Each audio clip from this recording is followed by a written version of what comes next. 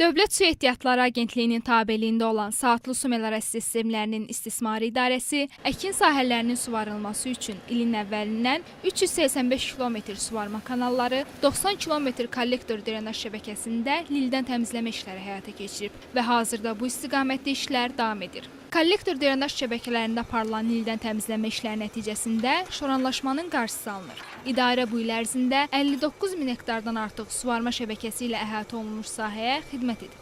Kanallar üzərində 125 hidrotexniki qurğu, 12 mexaniki və elektrik avadanlıqları təmir edilib.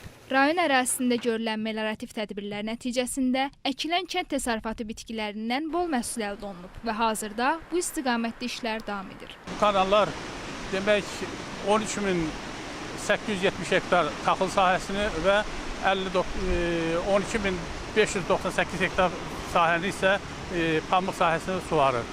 13.870 hektar taxıl sahəsini tam suvarıb, yüksək məhsuldarlıq əldə etmişik.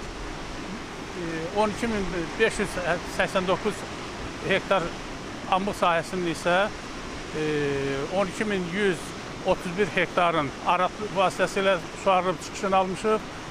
458 hektarlı isə səth suvar etmişik.